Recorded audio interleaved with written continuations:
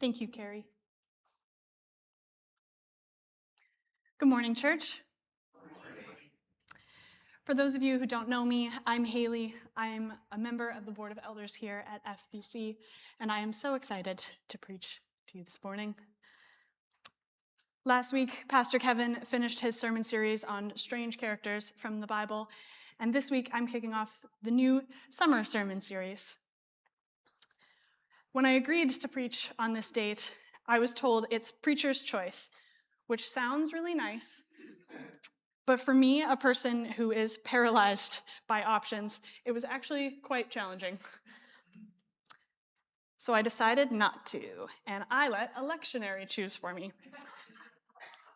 If you don't know what a lectionary is, it's an organized list with specific scriptures to read on specific days throughout the year. For August 16th, the lectionary gave me this story from the Gospel of Matthew. And when I saw that this was the gospel reading for today, I felt a little bit like God was laughing at me, because this is one of a few stories in the gospel narratives that has always confused me. It's a healing story, like many others recorded in the Gospels, but the healing miracle is probably the least interesting thing about it. Instead, the dialogue between Jesus and the woman in the story takes center stage. The tension between them, the language used, and the theological issues raised overshadow the actual miracle itself. It's weird. Maybe not talking donkey weird, but it's weird all the same. At this point in Matthew's gospel, his narrative of Jesus' ministry, Jesus has been preaching and teaching primarily in the region of Galilee, his home. During this time, his teaching has been met with both enthusiasm and suspicion. Large crowds are following him everywhere he goes, hanging on his every word, and he is getting tired. And while many are fascinated by his teachings, he's also experienced the rejection of the people of Nazareth, his hometown. And he started to receive pushback from the Jewish religious leaders like the Pharisees and the teachers of the law. At the very same time, Herod, the Roman tetrarch who ruled over Galilee, has started to hear reports about Jesus and views him as a threat to his power. All of these things combined prompt him to leave the region for some R&R. This isn't a missions trip that he's going on, it's a retreat. Matthew 15:21-22 says, "Leaving that place, Jesus withdrew to the region of Tyre and Sidon.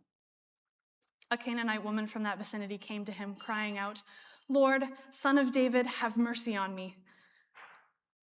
My daughter is demon-possessed and suffering terribly.' Jesus withdrew not just from Galilee, but from Jewish society entirely. He goes to the land of the Gentiles. He leaves for Tyre and Sidon. Matthew wrote his gospel to a distinctly Jewish audience, an audience for whom the words Tyre and Sidon would conjure up images from the nation of Israel's past.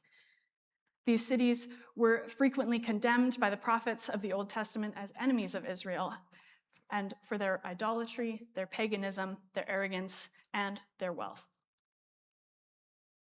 And in their own time, the people of Galilee didn't have a great relationship with them either.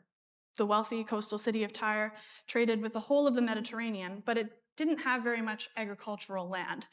So they depended on the rural and much poorer Galileans' labor for their food supply. So historically and in the present, relationships between the Jewish people and the cities of Tyre and Sidon were fraught with tension. And when Jesus arrives here, Matthew tells us that a local woman comes out of her home crying out to him. It's interesting, in Mark's account of this story, he refers to the woman as a Greek who was born in Syrian Phoenicia, but Matthew instead chooses to refer to her as a Canaanite, which is a bit of a strange choice. Canaanite isn't really a word that people use anymore. In fact, this is the only time the word is used in, This is the only time the word is used in the New Testament. One commentator said this is kind of like calling a Danish person a Viking. Matthew uses a term that is part of traditional biblical vocabulary intentionally to remind his audience that Jesus is in enemy territory. He's trying to further build the tension here. This woman's ancestors are one of the most persistent enemies of the Israelites throughout the Old Testament. If you recall, the Canaanites occupied the land that Israel conquered under Joshua. And while they sought to wipe them out, the Canaanites persisted in the land, engaged in many conflicts with the nation of Israel, and later influenced Israelites towards idolatry. So Matthew has identified this woman to us as an outsider, a woman with the wrong ancestry, from the wrong town, who is also behaving in the wrong way. The text tells us that the woman has come out of her home and she has begun calling, shouting, screaming after Jesus. The Greek tense conveys a sense that this woman was continually, incessantly calling out to him. The language here gives an image of a woman who is breaking all the rules of conduct for women in antiquity. She has left her home and entered the public domain of men too loudly, too boldly, and too desperately. What could make a woman act so boldly but the well-being of her child? Her daughter, whom she says is possessed by a demon and is experiencing great suffering. Though she is a Gentile woman, she knows exactly who Jesus is. She cries out, "Lord, Son of David, have mercy on me." Son of David is a Jewish messianic title rooted in the Old Testament scriptures. In 2 Samuel 7, the Lord promised David that he would establish a throne from his line that would endure forever. And later on in the book of Isaiah, the Lord speaks through the prophet saying, "A shoot will come up from the stump of Jesse," that is, David's father, "and from his roots a branch will bear fruit. The Spirit of the Lord will rest on him, the Spirit of wisdom and of understanding, the Spirit of counsel and of might, the Spirit of the knowledge and fear of the Lord, and he will delight in the fear of the Lord." As that chapter of Isaiah goes on, Isaiah 11, he gives an image of the coming Messiah who will establish a kingdom where the needy and the poor are given justice, where there is harmony amongst all living things, and where the earth is filled with knowledge of God. The Son of David is the hope of Israel for this world, a world without the sting of sin and death, in which all is as it should be. And when the Jewish crowds witnessed Jesus' healing miracles, they asked themselves, could this be the Son of David? Could this be the Savior that we have been waiting for?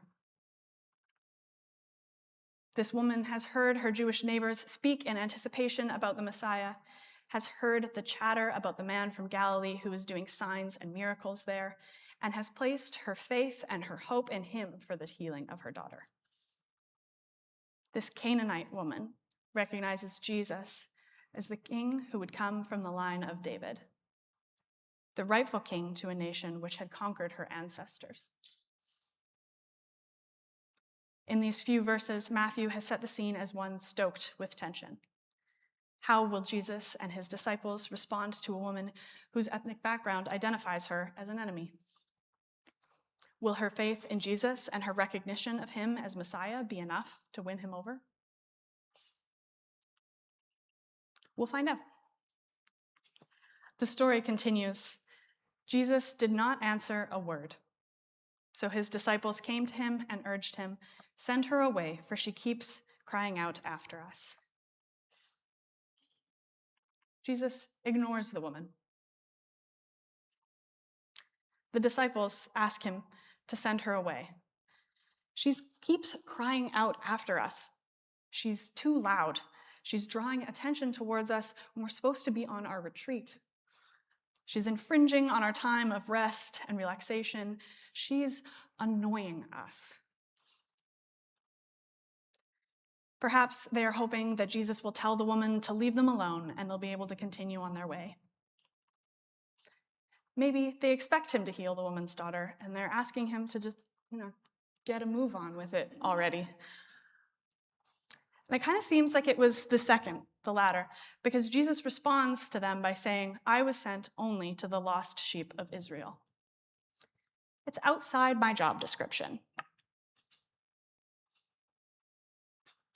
Up until this point in Matthew's gospel, with very few exceptions, Jesus' ministry has been to the Jewish people of Galilee. He has been preaching, teaching, healing, and performing miracles amongst his own people. He has great compassion for them because they were lost, because they were harassed and helpless, like sheep without a shepherd. When Jesus sent out the 12 disciples to proclaim the good news of the kingdom of heaven, he told them specifically, do not go among the Gentiles or enter any town of the Samaritans. Go rather to the lost sheep of Israel. So Jesus' answer is entirely consistent with his ministry and his teaching so far. His divine mission from the Father is to the nation of Israel, which is lost like sheep without a shepherd. The woman doesn't accept this. In verse 25, we read, the woman came and knelt before him, Lord, help me. The woman who until now has been following them, trailing behind them, crying, shouting, screaming, now throws herself in front of Jesus and the disciples. She makes herself impossible to ignore. Kneeling at Jesus' feet and blocking their path, in desperation, she adopts a posture of worship and submission and repeats her plea, Lord, help me. This Canaanite woman is confident that this is the man who can help her and her daughter. An outsider has placed all her faith and confidence in Jesus. And yet, in verse 26, he replied, it is not right to take the children's bread and toss it to the dogs. Ouch. Not only does Jesus repeat his rejection, but he does so by means of a cutting metaphor. The Israelites are the children, and the Gentiles are the dogs. The salvation, the healing, the grace, and mercy of God is not available to you. That belongs to the children of God. I personally love my dog a lot. He is my son.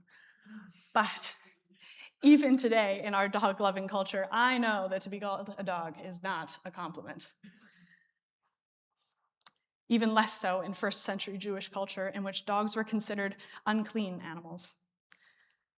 The Greek here is in the diminutive, which some people have tried to argue softens the statement, like he was calling her a little dog or a puppy. Even if this is the way that we understand it, Jesus' metaphor still implies to the woman that her and her daughter are inferior to the children and that they don't deserve the good gifts that they receive. And it's baffling to me. This seems completely at odds with his character. And I have struggled with this story since the first time I read it as a teenager because of that. Some scholars would say that he was testing the woman, challenging her by adopting a viewpoint that was extreme, that wasn't his own, for the sake of an argument, that he was pushing her to evoke a strong response from her. Others have said that maybe he was experiencing the very human state of stress and exhaustion, and that in his humanity he responded unfavorably to an annoyance. Certainly wouldn't be the only example in the Gospels of Jesus becoming frustrated with the people around him. Some have also argued that this was a particularly wealthy woman, based on the region that she lived in and some of the hints in Mark's description of her, and that maybe Jesus from poor Galilee was giving her a taste of what it might be like to beg for scraps. None of this changes that the language is jarring and confusing, and I expect to be confused my whole life by this one. People a lot smarter than me seem to be confused about it as well. I don't really understand why Jesus spoke this way, but as we move through the passage, I gain more of an understanding about why it's in my Bible. Normally in the Bible, things work in threes. The woman has now been rejected 3 times by Jesus and his disciples. First, Jesus ignored the woman. Second, he rejects her. Third, he insults her. And most would expect for this to be the end of the story.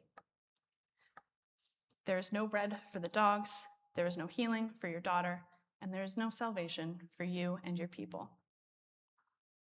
But like I said, this is a weird story. The woman responds and says, "Yes, it is, Lord. Even the dogs eat the crumbs that fall from their master's table." Jewish people didn't keep domesticated dogs, but Greek people did. And the woman takes Jesus' insult and uses it to her advantage instead. "Okay, yes, sure," she says. "If I am a dog, I am a household dog. I have every right to sit beneath this table.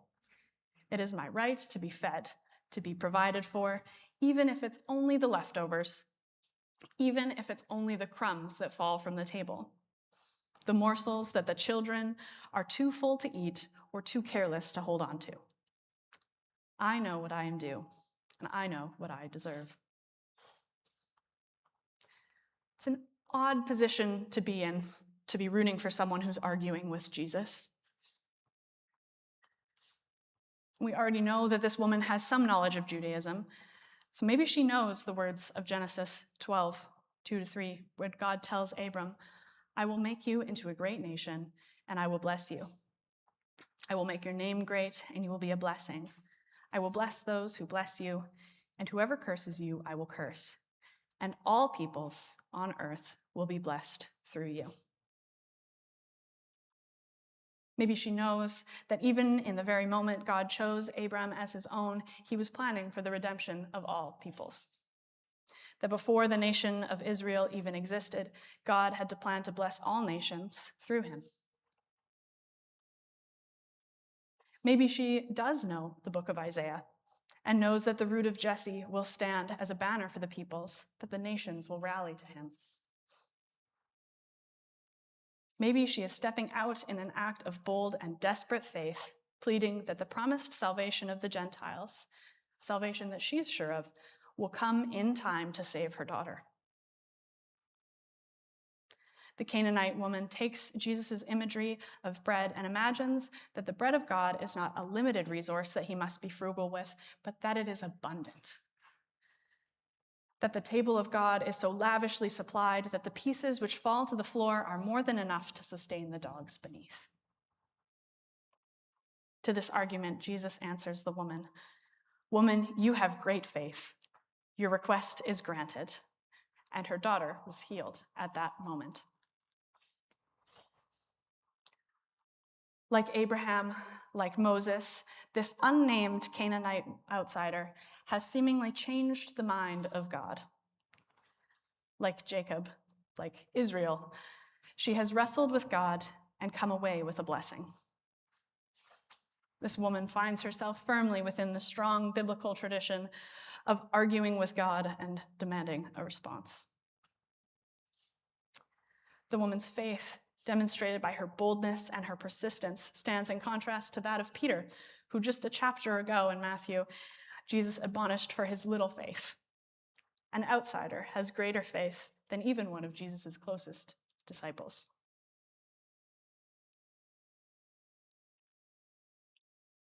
Before Jesus met this woman, he was preaching to a crowd of Jewish people. He healed their sick, and he had great compassion for them. And the evening came, and it started to get dark, and they were a ways away from the nearby towns. So the disciples told him, they said, "Send the crowd away so that they can eat." Jesus instead took the 5 loaves of bread and 2 fish that the disciples had brought with them, prayed over them, and began passing them around.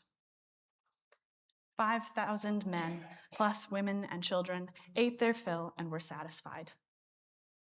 In fact, the broken pieces that remained, the leftovers, the crumbs, filled 12 whole baskets. After Jesus met this woman, he again was preaching to a different crowd of people. This time, they were Gentiles. He healed their sick and had great compassion for them. They praised the God of Israel, and Jesus called his disciples and told them to feed the crowd which had been with him for days.